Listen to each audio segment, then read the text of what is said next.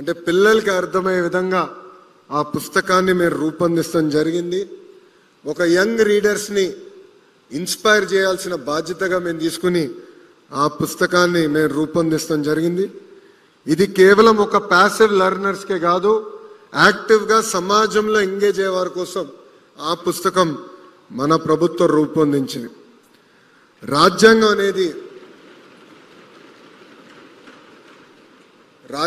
అనేది భారతదేశాన్ని ఒక సోల్ లాంటిది. అందుకే ఆ పుస్తకంలో ఇన్స్పైరింగ్ టేల్స్ అంటే మహాత్మా గాంధీ గారి గురించి, బాబాసాహెబ్ అంబేద్కర్ గారి గురించి, నెహ్రూ గారి గురించి, సర్దార్ వల్లభాయ్ పటేల్ గారి గురించి, మౌలానా ఆజాద్ గారి గురించి, ఇట్లా అనేక మంది మహనీయుల గురించి కూడా మేము ఆ పుస్తకంలో రూపొందిస్తాం జరిగింది. నేను ఈ కార్యక్రమం రూపొందించిన తర్వాత మంగళగిరికి చెందిన కనక పుట్లమ్మ గారిని, ఎక్కడున్నావు తల్లి? మంగళగిరి శాసనసభ్యురాలు, అదిగో తల్లి అక్కడుంది. తల్లిని నేను ఇంట్లో పిలిపించుకుని ఈ మీటింగ్ వచ్చే ముందల నిన్న కలుస్తాం జరిగింది. వాళ్ళ కుటుంబం స్టోరీ అంటే నిజంగానే నేను చాలా ఇన్స్పైర్ అయ్యా.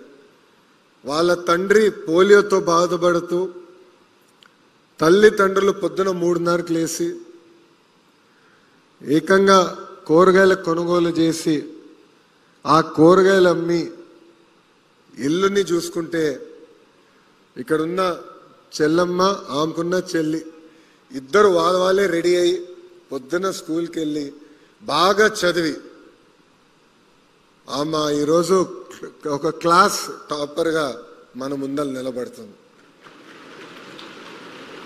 ఇట్లా మీ అందరి సక్సెస్లో తల్లిదండ్రుల కృషి చాలా ఉంది, వాళ్ళ కష్టం చాలా ఉంది.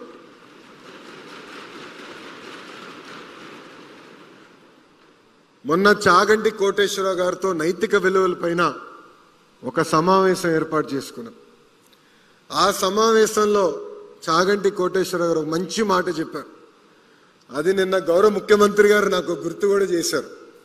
ఆ మాట ఏంటంటే, మనం తీసుకోబోయే నిర్ణయం ఒక్కసారి ఆలోచించి ఇది మన తల్లికి చెప్పగలుగుతామా చెప్పలేమా, చెప్పలేకపోతే ఆ నిర్ణయం మనం తీసుకోకూడదు, చెప్పగలిగితే ఆ నిర్ణయం తీసుకోవాలని చాలా సింపుల్గా చెప్పారు. ఇది మీ అందరికి ఎందుకు చెప్తున్నానంటే, ఇక్కడ మీరందరూ ప్రయోజకులుగా మారుతారు. భవిష్యత్తు మన చేతిలో ఉంటుంది.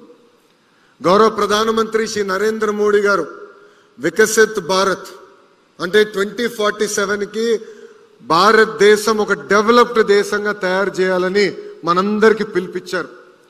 ఇది కేవలం ప్రజాప్రతినిధులు, ఐఏఎస్ అధికారులతోనే సాధ్యం కాదు. ప్రజలందరం మనం భాగస్వామ్యం అవ్వాలి, మీరందరూ భాగస్వామ్యం అవ్వాలి. డెవలప్డ్ కంట్రీ అంటే కేవలం పర్ క్యాపిటల్ ఇన్కంలో కాదు, హ్యూమన్ డెవలప్మెంట్ ఇండెక్స్లో కాదు, నైతిక విలువలు కూడా చాలా చాలా అవసరం. అందుకే గౌరవ ముఖ్యమంత్రి గారు చాగంటి కోటేశ్వరరావు గారిని క్యాబినెట్ ర్యాంక్ ఇచ్చి సలహాదారుగా నియమించారు. కానీ చాగంటి కోటేశ్వరరావు గారి గొప్పతనం ఏంటో తెలుసా?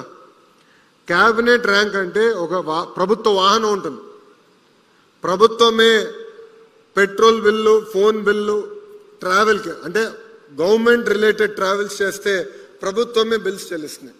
ఆయన అది యాక్సెప్ట్ చేయలేదు. నాకు ₹1 అవసరం లేదు, ప్రభుత్వం ఇచ్చిన బాధ్యత నా డబ్బులు నేను ఖర్చు పెట్టుకుని నిర్వహిస్తానని చాగంటి కోటేశ్వరరావు గారు చేశారు. ఇవన్నీ మీకు ఎందుకు చెప్తున్నానంటే, నైతిక విలువలు అనేది చాలా చాలా అవసరం. మీరందరూ రాబోయే తరం, మీ అందరి కోసం మేము అహర్నిశలు కష్టపడుతున్నాం. మీరు చూస్తే ప్రజాప్రభుత్వం వచ్చిన తర్వాత 1 క్లాస్ 1 టీచర్, ఇక్కడ చాలామంది పిల్లలు తెలుసు, ప్రాథమిక పాఠశాలలో first class to 5th class కొన్ని స్కూల్స్లో ఒకే టీచర్ ఉంటారు. ఇప్పుడు కూడా ఉన్నారు, అన్ని సమస్యలు పరిష్కరించామన్నా. కానీ కనీసం 9,600 పాఠశాలలో 1 క్లాస్ 1 టీచర్ మేము తీసుకొచ్చాం. మీరు చూసారు, మెగా పేరెంట్ టీచర్ మీటింగ్ కూడా ఏర్పాటు చేశాం. ఎందుకంటే మీరు ఉపాధ్యాయులు తల్లిదండ్రుల అనుసంధానం అవ్వాల్సిన అవసరం ఉంది. నేను మళ్ళీ రిపీట్ చేస్తున్నా, ఇక్కడున్న పిల్లలు ఉపాధ్యాయులు తల్లిదండ్రుల అనుసంధానం అవ్వాల్సిన అవసరం ఉంది. ప్రభుత్వం చేయాల్సిన బాధ్యత నేను నెరవేర్చాల్సిన బాధ్యత మేము చేస్తాం, ఎలాంటి సందేహం లేదు. కానీ మనం ప్రయోజకులుగా మారాలి. సమాజాన్ని మనం లీడ్ చేయాలంటే తల్లిదండ్రుల బాధ్యత కూడా చాలా ఉంది.